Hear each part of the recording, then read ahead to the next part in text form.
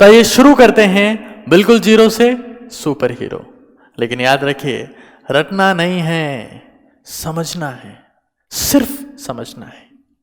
तो ionic bond का basic introduction हम लोग ले चुके हैं। अब उस पर बेस्ड थोड़े से क्वेश्चन सॉल्व कर रहे हैं ताकि आपकी कॉन्सेप्चुअल अंडरस्टैंडिंग बेटर हो और आप परफेक्शन की तरफ जा सकें। जो अपना अल्टीमेट गोल है, आप उस लेवल पर जा सकें कि आपके सामने कोई टिक ना पाए, राइट।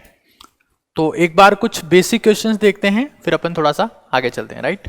चलिए, सबसे पहला क्वेश्चन हमारे पास में ये है, देखिएगा क्वेश्चन क्या क्वेश्चन है। Which of the following compound has the electrovalent linkage. Electrovalent linkage, तो इलेक्ट्रोवैलेंट लिंकेज का मतलब ये है that they are trying to ask you about the ionic bond.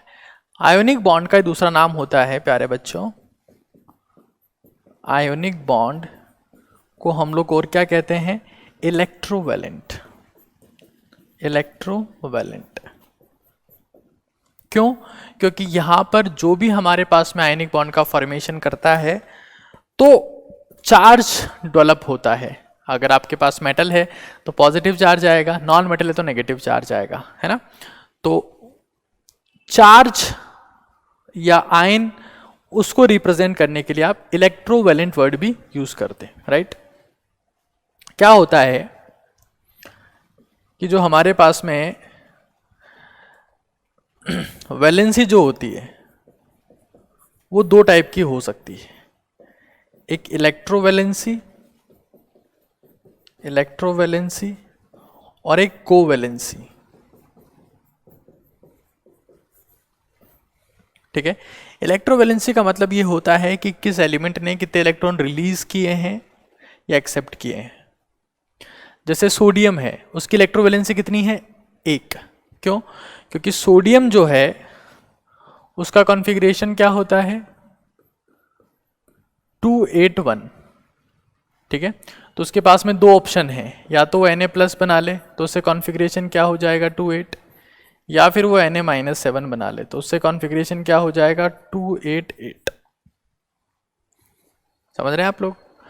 लेकिन क्या बनाएगा ये, Na+1 बनाएगा कि Na-7 बनाएगा? तो आंसर क्या होगा, +1। क्यों? क्योंकि -7 जब बनेगा तो there is very high charge, very high charge. और जब चार्ज आपके पास में एक्सट्रीम होता है, जब चार्ज आपके पास में बहुत ज़्यादा होता है तो स्टेबिलिटी उतनी कम हो जाती है। ये पॉइंट याद रखना है हमेशा हमेशा, ऑर्गेनिक केमिस्ट्री में बहुत काम आएगा। दैट जो स्टेबिलिटी होती है वो इनवर्स में होती है चार्ज के। चार्ज बढ़ने पर स्टेबिलिटी कम हो जाती है। तो अगर आपसे पूछा जाएगा कि इन दोनों में से ज़्यादा स्टेबल कौन सा है, तो Na+1, ना कि Na-7। हालांकि ऑक्टेट दोनों का पूरा है, तो Na-7 कभी नहीं बनता है because there is lot of charge, right. चलिए, तो हमारे पास में वैलेंसी दो टाइप की हो सकती है, एक इलेक्ट्रोवैलेंसी, कितने इलेक्ट्रॉन आपने रिलीज या एक्सेप्ट किए, और एक कोवैलेंसी जो कोवैलेंट कंपाउंड्स में होती है। इसका मतलब ये होता है कि कितने इलेक्ट्रॉन शेयर हुए, है ना। तो वैलेंसी कितने टाइप की होती है, दो टाइप की। कौन कौन सी? एक इलेक्ट्रोवैलेंसी, कितने इलेक्ट्रॉन रिलीज किए हैं, एक्सेप्ट किए हैं, और एक कोवैलेंसी, कितने इलेक्ट्रॉन शेयर किए हैं, राइट। चलो, तो हमारे पास में सवाल यह है कि कहां पर इलेक्ट्रोवैलेंट लिंकेज है। तो ऑब्वियस सी बात है, ये मेटल है और ये हमारे पास में है नॉन मेटल। तो मेटल और नॉन मेटल के बीच जो लिंकेज होता है वो कैसा होता है, इलेक्ट्रोवैलेंट होता है ना, या आयोनिक होता है। ये बात हम लोग जानते हैं, बट आपको दो तीन बातें पता रखनी है। क्या? वैलेंसी दो टाइप की होती है, इलेक्ट्रोवैलेंसी जो कहाँ होती है, आयोनिक कंपाउंड्स में, और एक हमारे पास में होती है कोवैलेंसी जो कहाँ होती है, कोवैलेंट कंपाउंड्स में।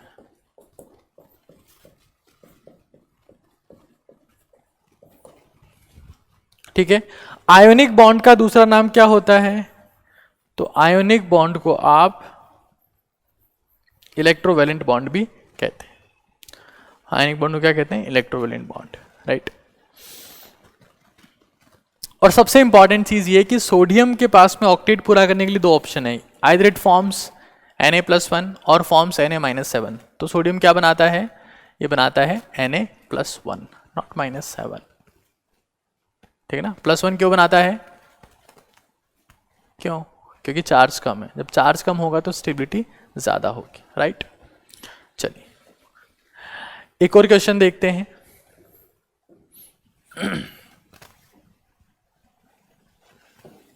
क्या क्वेश्चन लिखा है,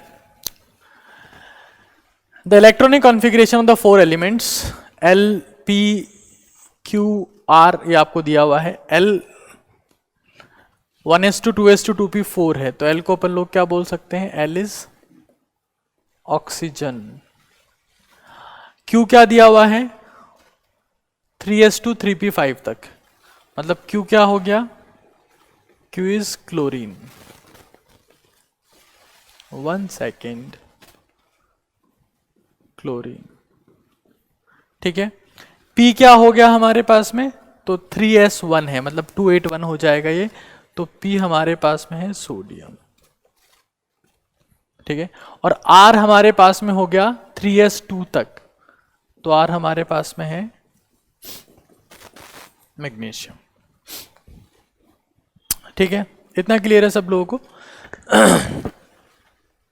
ये हमारे पास में हो गए 4 एलिमेंट्स, राइट। अब क्या क्या बनेगा देखो, LP, L और P कंबाइन करते हैं तो क्या बनेगा, LP मतलब क्या, ऑक्सीजन सोडियम, तो सोडियम क्या होता है Na+1, ऑक्सीजन -2 ऑक्टेट पूरा करने के लिए क्या बनेगा Na2O। सोडियम क्या है P, ऑक्सीजन क्या है L, तो क्या बनेगा P2L। P2L कहाँ पर है, एक ही ऑप्शन में है, तो बाकी आप इसके हिसाब से मैच करके चेक कर सकते हो कि किस तरीके से चीज़ें फॉर्म होती है, ठीक है। ओके, थोड़ा सा आगे चलते हैं, एक बहुत इंटरेस्टिंग बात आपको बताता हूँ, है ना। कोई सा एलिमेंट जिसके आउटर मोस्ट सेल में 1 2 या 3 इलेक्ट्रॉन्स हो, है ना, आउटर मोस्ट सेल में 1 2 या 3 इलेक्ट्रॉन्स हैं, तो ऐसे एलिमेंट्स इलेक्ट्रॉन रिलीज करते हैं, क्या करते हैं, release. For example Na+, Mg2+, Al3+। Sodium के आउटर मोस्ट सेल में कितने इलेक्ट्रॉन्स होते हैं, 1, बना देता हूं। एल्यूमिनियम क्या होता है 283 होता है, मैग्नीशियम क्या होता है 282 होता है, और सोडियम क्या होता है 281, राइट। तो जब भी किसी एलिमेंट के आउटर मोस्ट सेल में 1 2 या 3 इलेक्ट्रॉन्स होते हैं तो इलेक्ट्रॉन रिलीज करता है ना। और अगर मान लो किसी एलिमेंट के आउटर मोस्ट सेल में, ध्यान से देखिएगा, this is very important now, right, कितने इलेक्ट्रॉन्स हो 5 6 और 7, तो इलेक्ट्रॉन्स एक्सेप्ट करता है। रीजन क्या होता है कि अगर वो एक्सेप्ट करने की जगह रिलीज करने पर आ जाएगा तो चार्ज बहुत ज्यादा आएगा, यहां पर भी वो रिलीज करने की जगह एक्सेप्ट करने पर आ जाएगा तो चार्ज बहुत ज्यादा आएगा, है ना। तो 5 6 7 हो तो इलेक्ट्रॉन एक्सेप्ट करता है। फॉर एग्जाम्पल N3- P-3 या S2- या O2- या F- या Cl-। नाइट्रोजन फॉस्फोरस के आउटर मोस्ट सेल में 5 इलेक्ट्रॉन होते हैं, सल्फर ऑक्सीजन में 6 होते हैं, फ्लोरीन और क्लोरीन में 7 होते हैं।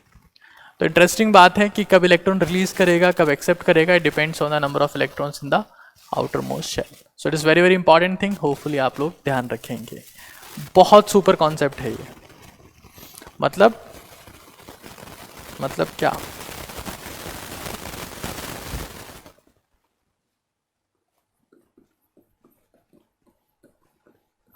इलेक्ट्रॉन्स अगर कहां से कहां तक हो 1 2 3,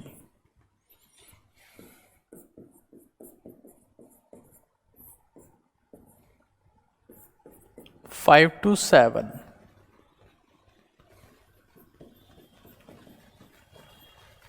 1 से 3 की बात होगी, 5 से 7 की बात होगी, इनके बीच में एक 4 की बात अपन ने नहीं करी। तो अगर 1 2 3 इलेक्ट्रॉन्स होते हैं तो उस केस में क्या होता है, इलेक्ट्रॉन आर रिलीज्ड, ठीक है। 5 to 7 होते हैं तो आर एक्सेप्टेड, और अगर 4 होते हैं तो electron are shared, right? So this is very very important thing that you should know every time कि किस वक्त क्या होता है ना? ये कार्बन का फीचर है. कार्बन हैज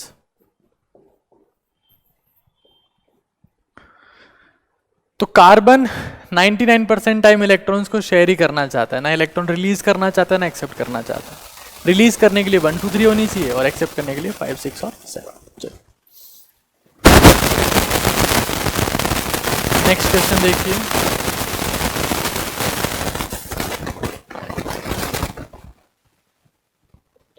क्या क्वेश्चन है? Maximum ionic characters. क्या पूछा है? मैक्सिमम आयोनिक कैरेक्टर्स कहां पर है ना. तो देखिए मैक्सिमम आयोनिक कैरेक्टर्स होने के लिए क्या होना चाहिए? ये कब आएंगे? जब एलिमेंट आपके पास में ऐसे हों जिसमें एक ही we have minimum ionization enthalpy, electron बड़ी आसानी से बाहर निकल जाना चाहिए भाई, है ना, और मैक्सिमम इलेक्ट्रॉन की एंथैल्पी. इलेक्ट्रॉन गेन होने के बाद में एनर्जी बहुत जबरदस्त तरीके से रिलीज होनी चाहिए, ठीक है ना, बहुत जबरदस्त तरीके से रिलीज होनी चाहिए, राइट. तो पूरी पीरियोडिक टेबल में सबसे कम आयनाइजेशन एंथैल्पी किसकी है? पता है, सीजियम की होती है. बाकी तो सब यहाँ कार्बन है मतलब ही नहीं, आयोडीन है मतलब नहीं, फ्लोरीन. तो सीजियम और fluorine they form CSF, caesium fluoride. This compound has maximum ionic characters, maximum ionic characters.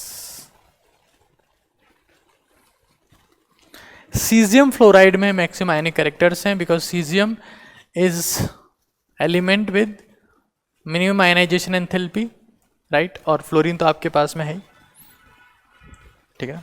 हालांकि इलेक्ट्रॉन की एंथैल्पी सबसे ज़्यादा क्लोरीन की होती है, बट फ्लोरीन का नंबर भी उसके आसपास ही है, राइट. चलिए इतना क्लियर है सब लोगों को. चलिए तो नेक्स्ट क्वेश्चन पे चलते हैं. एक बार जो पिछली बार रिपीट हुआ था बिल्कुल वही क्वेश्चन है. क्या लिखा हुआ है? एन आयोनिक बॉन्ड, उसमें A+ बन रहा है, B- बन रहा है. A+ बन रहा है मतलब A क्या है हमारे पास में? मेटल है, it should have minimum ionization enthalpy. B non metal है, it should have maximum electron gain enthalpy, ठीक है. तो आंसर आप लोग बता दीजिए किसके बीच में बनेगा? Ionization energy of A is high, गलत है. इज लो, सही बात है. इज हाई, सही बात है, ये सही बात है. इसमें हाई, दोनों हाई नहीं होनी चाहिए, दोनों लो भी नहीं होनी चाहिए, ठीक है ना. एक लो होनी चाहिए. जो भी एंडोथर्मिक प्रोसेस है, जिस भी प्रोसेस में एनर्जी कंज्यूम हो रही है वो मिनिमम होनी चाहिए, because the ultimate target of chemical bonding is to release energy, है ना. तो आयनाइजेशन एंथैल्पी में आपके पास में क्या होता है? आप एनर्जी कंज्यूम कर रहे होते हो तो कम होनी चाहिए, और इलेक्ट्रॉन के एंथैल्पी में एनर्जी रिलीज होती है तो ज़्यादा होनी चाहिए, because that is the ultimate target of the ionic bond, right. चलिए CuSO4.5H2 में कौन कौन से बॉन्ड प्रेजेंट है?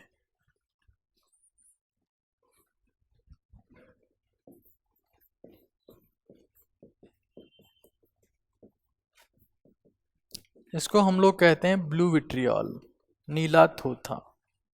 आपको पता है गवर्नमेंट ऑफ इंडिया इसको केरोसिन में मिलाती है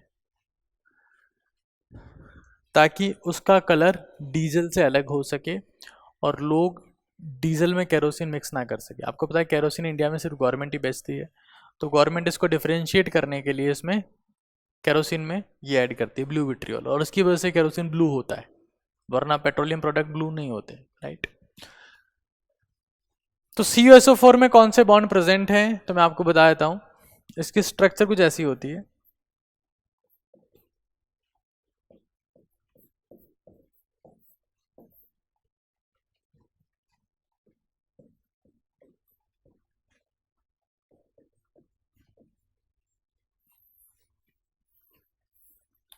टोटल 5 वाटर के मॉलिक्यूल थे, उसमें से 4 तो यहां अंदर होते हैं,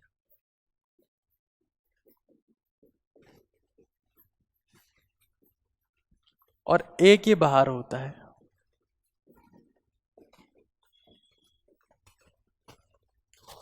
ठीक है ना।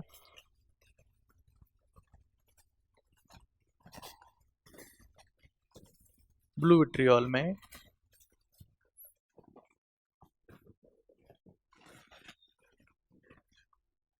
ये केटाइन है, इसके साथ में एनाइन है, और ये H2O कोऑर्डिनेट बॉन्ड से कनेक्टेड है।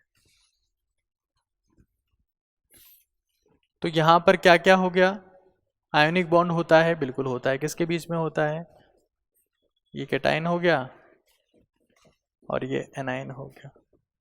कोवेलेंट बॉन्ड होता है, बिल्कुल होता है। किसके बीच में होता है, वाटर मॉलिक्यूल्स में, कोवेलेंट आयोनिक।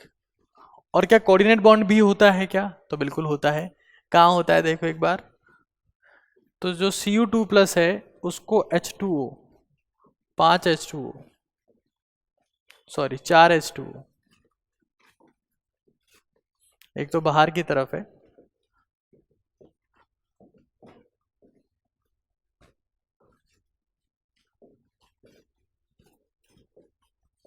ये लोन पे ट्रांसफर करते हैं। अब ये आप इसकी स्ट्रक्चर आप आगे पढ़ेंगे, अभी डिस्कस नहीं कर रहे हैं इसको। लेकिन यहाँ पर तीनों बॉन्ड होते हैं, इलेक्ट्रोवेलेंट भी होता है, कोवेलेंट भी होता है, और कोऑर्डिनेट भी होता है। तीनों बॉन्ड प्रेजेंट होते हैं ब्लू विट्रियोल में, है ना। तो इंपॉर्टेंट चीज़ है जो आपको ध्यान रखनी है, राइट। थोड़ा सा आगे चलते हैं, एक क्वेश्चन दे देता हूँ, आप लोग बताओ। देखिए NH4Cl में कौन कौन से बॉन्ड प्रेजेंट है। I will be waiting for your answer. Ammonium chloride NH4Cl जो इस फॉर्म में होता है, NH4+Cl-, इसमें कौन कौन से बॉन्ड प्रेजेंट है। ठीक है, तो I will be waiting for your answer about this question. आपको पता होना चाहिए, जब NH4+ का फॉर्मेशन होता है तो NH3H+ को लोन पे डोनेट करता है, मतलब वहाँ कोऑर्डिनेट बॉन्ड बनता है। NH3 में कोवेलेंट पहले से होते हैं, तो आपको सोचिएगा आंसर क्या होगा। क्वेश्चन देखिए, element A has 3 electrons in the outermost orbit या shell, and element B has 6 electrons in the outermost orbit। तो एक में 6 इलेक्ट्रॉन है, 6 इलेक्ट्रॉन्स। 6 इलेक्ट्रॉन किस में होते हैं, ऑक्सीजन, सल्फर, या फिर आप बोल सकते हैं ऑक्सीजन फैमिली के सारे मेंबर्स, ऑक्सीजन फैमिली। 3 इलेक्ट्रॉन्स किस में होते हैं,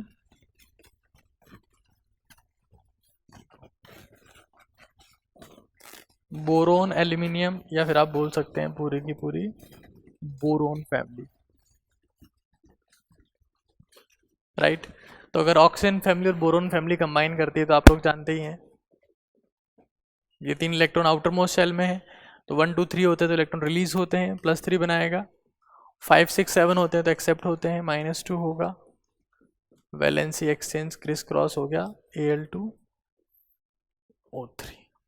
ठीक है, तो A के पास 3 इलेक्ट्रॉन्स थे, तो A2B3, सिंपल। मैंने आपको समझाया है कि इलेक्ट्रॉन्स का नंबर कितना हो, 1 2 3, तो क्या होता है,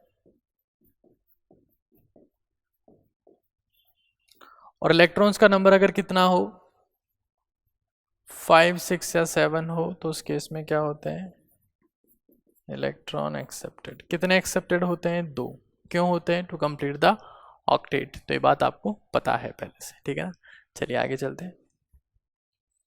ये थोड़ा सा एक इंटरेस्टिंग क्वेश्चन है जिसको अपन आगे फेजांस रूल पढ़ने के बाद डिस्कस करेंगे। फेजांस रूल अभी आपको ये क्लियर नहीं हो पाएगा क्योंकि हमने फेजांस रूल डिस्कस नहीं किया है ना, तो उसको भी अपन छोड़ रहे हैं, आगे इसको डिस्कस करेंगे। चलिए, सिंपल सा क्वेश्चन है। क्या पूछा है? The formula of metal oxide is MO। MO मतलब M2 प्लस था, O2 माइनस था, दोनों आ गए, क्या बन गया? M2O2 कैंसिल हो गया, मतलब MO आ गया। कुल मिला के इसके ऊपर +2 का चार्ज है। फॉस्फेट का फॉर्मूला क्या होगा? फॉस्फेट का फॉर्मूला क्या होगा? तो फॉस्फेट क्या होता है? PO4 माइनस 3, ये M2 प्लस है, वैलेंसी एक्सचेंज कर देंगे, M3 PO4 का होल ट्वाइस, M3PO4 का होल ट्वाइस, है ना? कहाँ लगेगा तुक्का अपना? या ठीक है, सिंपल नाउ। चलिए आगे चलते हैं। Molten sodium chloride, sodium chloride को आपने हीट किया बहुत ज़्यादा, उसको गला दिया है, तो गलाने पर क्या हो जाएगा? सोडियम में क्या था? Na+Cl- वो फ्री हो जाएंगे, और फ्री हो जाएंगे तो इलेक्ट्रिसिटी को कंडक्ट करेंगे। इलेक्ट्रिसिटी कंडक्शन, इलेक्ट्रिसिटी कंडक्शन दो तरीके से हो सकता है। आइदर फ्री इलेक्ट्रॉन्स, जो किस में होते हैं? मेटल्स में, या फिर आयंस, जो किस में होते हैं? आयोनिक कंपाउंड्स में। लोहे के तार से अगर करंट फ्लो हो रही है तो उस करंट फ्लो होने का रीजन क्या है? इलेक्ट्रॉन से। लोहे के तार से करंट फ्लो हो रही है तो करंट क्यों फ्लो हो रही है? बिकॉज ऑफ द इलेक्ट्रॉन्स, है ना? लेकिन अगर सोडियम क्लोराइड से अगर करंट फ्लो हो रहा है तो that is because of the ions, है ना? तो फ्री एटम्स होते हैं? नहीं, मॉलिक्यूल्स होता ही नहीं, आयनिक कंपाउंड है, मॉलिक्यूल्स कोवेलेंट में होते हैं, इलेक्ट्रॉन्स नहीं, तो फ्री Na+NCl-। ठीक है, सिंपल क्वेश्चन। आगे चलते हैं। Yes, the most amazing question, which of the following bond will have directional characteristic, मतलब एक स्पेसिफिक डायरेक्शन है, तो आंसर क्या होगा? Covalent bond. कैसे होगा मैं आपको बताता हूं, समझिएगा। मान लो फ्लोरीन है, इसका कॉन्फ़िगरेशन है 1s2 2s2 2p5, जिसको आप ऐसे बना सकते हो,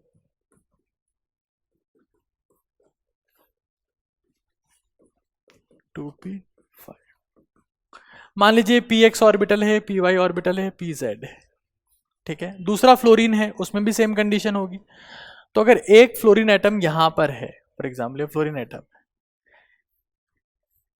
ठीक है ना, ये हमने बोल दिया ये z एक्सिस है, ये y एक्सिस, आप कोई सा बोल सकते हो, एक्स कुछ भी अपने हिसाब से नाम दे सकते हो आप किसी भी एक्सिस को, ठीक है ना। दूसरे फ्लोरीन के लिए भी यही कंडीशन है कि आपके पास में y एक्सिस है, ये आपके पास में x एक्सिस है, और ये z एक्सिस।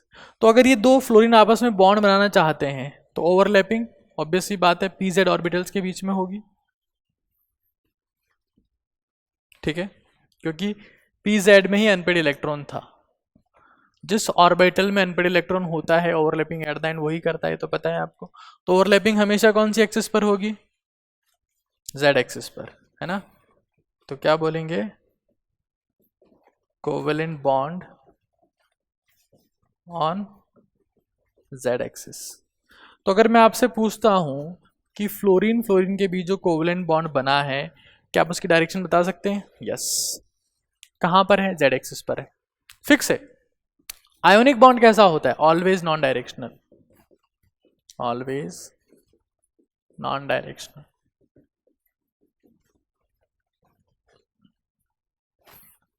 हमेशा हमेशा कैसा होता है? Non directional ionic bond. हमसे क्या पूछा है? डायरेक्शनल बॉन्ड, तो कौन सा होता है? Covalent bond. Covalent bond is non directional, हाँ नहीं। Ionic is non directional, covalent is always and always directional. Super important concept है जो आपको पता होना ही होना चाहिए। जैसे मान लीजिए आपके पास में सोडियम है, सोडियम, अब इसके पास में Cl किस तरफ से आएगा, Cl माइनस, तो Cl माइनस को छूट है क्योंकि इसका इलेक्ट्रिक फील्ड पूरी 3D में फैला हुआ है। Cl माइनस चाहे जिधर से आ जाए, यहां से आ जाए, यहां से आ जाए, यहां से आ जाए, यहां से, कहीं से भी आ सकता है, इसको कोई फर्क नहीं पड़ने वाला। Always and always ionic bond is non directional and covalent bond is directional. ये इंपॉर्टेंट चीज है जो आप सभी को हमेशा ध्यान रखना, ठीक है। चलिए आगे चलते, बहुत ही सिंपल क्वेश्चन करवा रहा हूं क्योंकि सिंप्लिसिटी से ही आप कॉम्प्लेक्स चीजों को सिंपल कर सकते हैं। कई लोग कॉम्प्लेक्स चीजें करने की कोशिश करते हैं, एट द एंड ना उनसे कॉम्प्लेक्स होती ना सिंपल होती है। हम सिंपल कर रहे हैं ताकि हम कॉम्प्लेक्स बड़ी आसानी से कर पाए। और एक बात, आपने अगर ये वेब सीरीज स्टार्ट की है, देखना स्टार्ट किया है, बीच में नहीं छोड़ना है। बहुत सारे लोग होते हैं शुरू करते हैं और बीच में छोड़ देते हैं। शुरू करने वाले लोग बहुत सारे दुनिया में, there are thousands and thousands of beginners, but there are few finishers, and those who are finishers, they are successful. इस दुनिया में जितने भी खिताब, अवार्ड, मेडल्स, इज्जत, सम्मान, पैसा, दौलत, शोहरत मिलती है तो फिनिशर्स को मिलती है, बिगिनर्स को नहीं। बिगिनर्स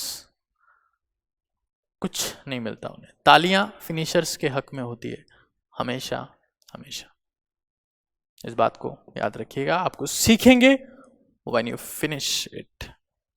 स्टार्ट करने वाले दुनिया में अरबों हैं, फिनिश करने वाले कुछ एक हैं, और उन्हीं का राज है इस दुनिया में। अगर आपने स्टार्ट किया है तो आपको फिनिश करना ही करना है। मैंने स्टार्ट की है, मैं फिनिश करूंगा और आपको वो समझाऊंगा जो आज तक आपको जिंदगी में कहीं समझाया नहीं गया है। ये मेरा वादा है आपसे। खैर आगे चलते हैं। कंपाउंड ऑफ मेटल M, उसका कंपाउंड बना हुआ है M2O3। इसके नाइट्राइड का फॉर्मूला क्या होगा? तो M2O3 कब बना, देखो MO, इसकी वैलेंसी इधर, इसकी वैलेंसी इधर, 3 कैसे आया होगा यहाँ पे जब यहाँ +3 होगा? ऑक्सीजन के ऊपर तो -2 ही होता है, तभी तो बना M2O3। तो मेटल के ऊपर ऑब्वियस सी बात है यार, आप सेपरेट करोगे इसको, मेटल के ऊपर +3 का चार्ज, ऑक्सीजन के ऊपर तो फिक्स होता है -2। आउटर मोस्ट सेल में नंबर ऑफ इलेक्ट्रॉन्स कितने हैं? 6, तो -2 का चार्ज फिक्स होता है ना। चलिए नाइट्राइड का फॉर्मूला क्या होगा? तो M+3, नाइट्रोजन -3, क्यों? 5 6 7, नाइट्रोजन के आउटर मोस्ट सेल में 5 इलेक्ट्रॉन, 3 एक्सेप्ट ही, ऑक्टेट पूरा हो गया। वैलेंसी एक्सचेंज करवाएंगे, M3N3 दोनों कैंसिल, क्या बनेगा? Mn। 1 सेकेंड, तो सेकेंड ऑप्शन इज करेक्ट, ठीक है। छोड़ के नहीं जाना है, बीच में चीजें ब्रेक नहीं करनी, आखिर तक चलना है। चलिए this is good question. The electronic configuration आपको दिए हुए हैं, ये 1s2 है, मतलब पता ही है हीलियम है, ये कार्बन है, ये फ्लोरीन है, फ्लोरीन, ये हीलियम है, सॉरी नियॉन है, एक हीलियम है, एक नियॉन है, एक कार्बन है, एक फ्लोरीन है। कौन सा इसमें से ऐसा है जो इलेक्ट्रोवेलेंट बॉन्ड बनाना चाहता है? तो ऑब्वियस सी बात है यार, फ्लोरीन ही बनाएगा, सी ऑप्शन। दो तो नोबल केसेस है, उनको तो मतलब नहीं दुनियादारी से, आयनिक बॉन्ड भी नहीं बनाना उनको, कोवेलेंट बॉन्ड भी नहीं बनाना। और एक मेरे पास में फ्लोरीन है जो इलेक्ट्रॉन एक्सेप्ट कर सकती है और आयोनिक बॉन्ड बना सकती है ना। फ्लोरीन आपको पता है ना, fluorine is non metal, have tendency to accept the electrons, ठीक है। तो सिंपल क्वेश्चन, फ्लोरीन से क्या बनेगा? F-, that is fluoride ion, fluoride ion, ठीक है। तो बहुत इंपॉर्टेंट चीज है और इंटरेस्टिंग है, पता होना चाहिए, टफ नहीं है। सबसे ज्यादा आयोनिक कौन सा है? तो सोचने की जरूरत नहीं है, नॉन मेटल, नॉन मेटल है, metal, non metal, non metal, non metal, non metal, non metal हटा दो, कोई मतलब का नहीं है, metal, metal. Caesium is most electropositive. जब भी ऐसा क्वेश्चन आए कि सबसे ज्यादा आयोनिक कौन है, तो आंसर फिक्स है सीजियम वाला कंपाउंड, क्योंकि caesium has most tendency to release the electrons. ठीक है ना, सिंपल क्वेश्चन था, आप कर सकते हैं मेरे हिसाब से बड़ी आसानी से। चलिए, एटम विद एटॉमिक नंबर 20 किसका होता है? कैल्शियम का। कैल्शियम का कॉन्फ़िगरेशन ये होता है ऑर्गन 4s2। नॉबल गैसेज है, ऑक्टेट पूरा है, ऑक्टेट पूरा आउटर मोस्ट सेल में कितने इलेक्ट्रॉन्स है? 2। तो कैल्शियम क्या बनाता है हमेशा? Ca2+। Calcium always form +2, right. तो ये मेटल हो गया, इसके साथ में कौन कंबाइन करेगा? 11 कौन है? सोडियम। मेटल से मेटल टकराएगी तो कुछ नहीं होगा।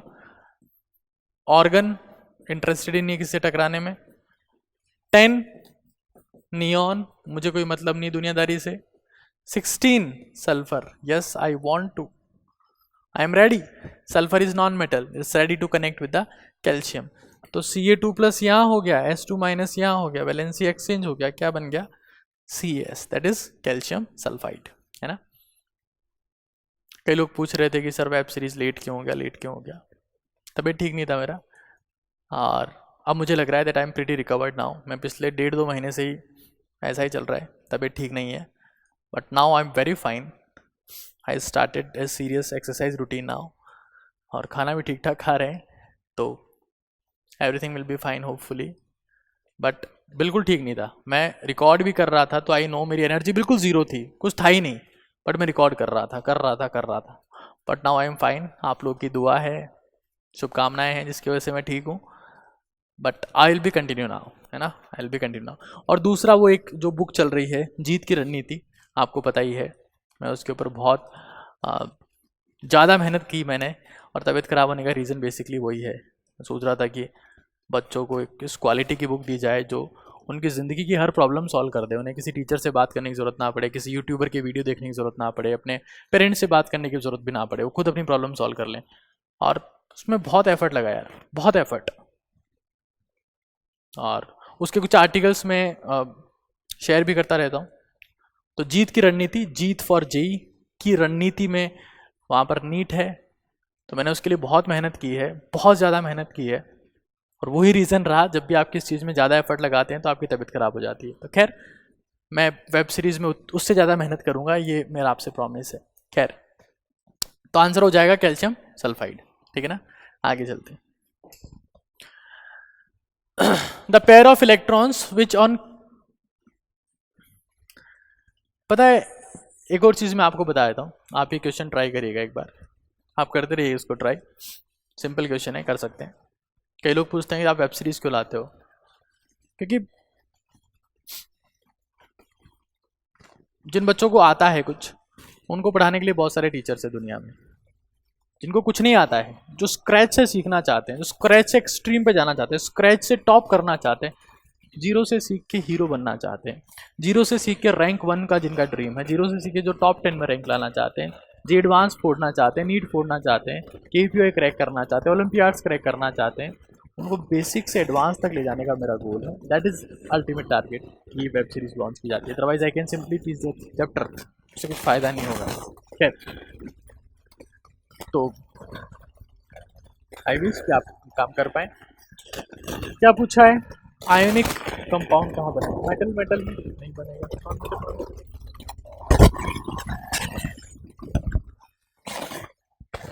Most likely to form aluminium iodide, potassium, ये मेटल और ये नॉन मेटल। यहाँ पर भी ये मेटल और ये। अब 90% बच्चे पता है क्या कहेंगे, सर COD दोनों सही है, लेकिन आगे एक फिजांस रूल आएगा, वो फिजांस रूल आपको बताएगा कि जब एल्यूमिनियम आयोडीन में बॉन्ड बनेगा तो उसमें कोवलेंट कैरेक्टर्स ज़्यादा आ जाएंगे। अब आयनिक कंपाउंड में कोवलेंट कैरेक्टर्स कैसे आते हैं ये हम लोग समझेंगे आगे, अभी की बात नहीं है, अभी इसको अपन छोड़ रहे हैं ना, इसको छोड़ रहे हैं। अभी के लिए हम कह सकते हैं कि आंसर B और D दोनों है, मतलब ये दोनों आंसर है, बट परफेक्ट आंसर तो यही है, ठीक है ना, because this compound will be more covalent. Ionic होगा no doubt, but less ionic. Fajans rule आगे एक बहुत इंपॉर्टेंट रूल है इनऑर्गेनिक केमिस्ट्री में, उसकी बहुत ज़्यादा वैल्यू है, तो वो हम लोग आगे डिस्कस करेंगे तब आपको क्लियर हो जाएगा। चलिए, हाँ, और ये हमारा जो वेब सीरीज है उसमें जो नेक्स्ट जो टॉपिक रहेगा वो ये रहेगा, that is the Born Haber cycle. Born Haber cycle क्या काम आता है? To calculate the lattice enthalpy. तो अगला एपिसोड थोड़ा सा टफ होने वाला है, हालांकि कल आएगा अगला एपिसोड, कल ही आएगा मतलब किसी भी कीमत पर। और होता क्या है, कैसे काम करता है, इसको हम लोग सीखेंगे। बट आप पूरे फोकस के साथ में चीज़ों को कनेक्ट करते हुए आगे चलिए ताकि अपन बेस्ट ऑफ बेस्ट अपना कर पाए। ठीक है, और आपकी शुभकामनाओं के लिए, आपकी विशेष के लिए बहुत बहुत धन्यवाद। हाँ, जो क्वेश्चन आपको दिया है उसका answer I will be waiting for that, right.